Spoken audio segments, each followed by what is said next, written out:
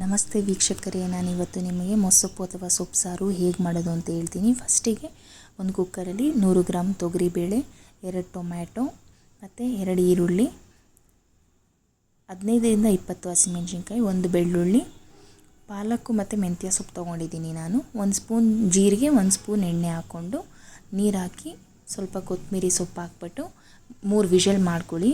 3 whistle ಮಾಡಾದಮೇಲೆ ಬರೀ ಸೊಪ್ಪು ಥರ ಮಾತ್ರ ಅದನ್ನು ತೊಗೊಂಡು ಮಿಕ್ಸಿಗೆ ಹಾಕಿ 1 ಸ್ಪೂನ್ ಜೀರಿಗೆ ಹಾಕಿ ಸ್ವಲ್ಪ ರಫಾಗಿ ರುಬ್ಕೊಳ್ಳಿ. ಜೀರಿಗೆ ಹಾಕೋದ್ರಿಂದ ಟೇಸ್ಟ್ ತುಂಬ ಚೆನ್ನಾಗಿ ಬರುತ್ತೆ. ಇವಾಗ ಪೇಸ್ಟ್ ಮಾಡಿರೋದನ್ನು ನಾವು ದಾಲ್ ಕಟ್ಟಿಗೆ ಹಾಕಿ ಮಿಕ್ಸ್ ಮಾಡ್ಕೊಳ್ಳಿ.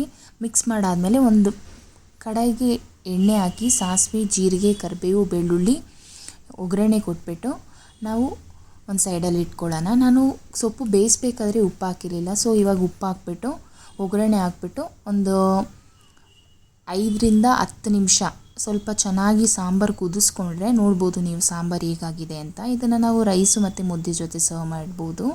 ಇನ್ನೂ ನನ್ನ ಚಾನಲ್ನ ಸಬ್ಸ್ಕ್ರೈಬ್ ಆಗಿಲ್ಲ ಅಂದರೆ ಪ್ಲೀಸ್ ಸಬ್ಸ್ಕ್ರೈಬ್ ಆಗಿ, ಲೈಕ್ ಮಾಡಿ, ಶೇರ್ ಮಾಡಿ ಮತ್ತು ಇದೇ ರೀತಿ ರೆಸಿಪೀಸ್ಗಾಗಿ ಸಪೋರ್ಟ್ ಮಾಡಿ. Thank you.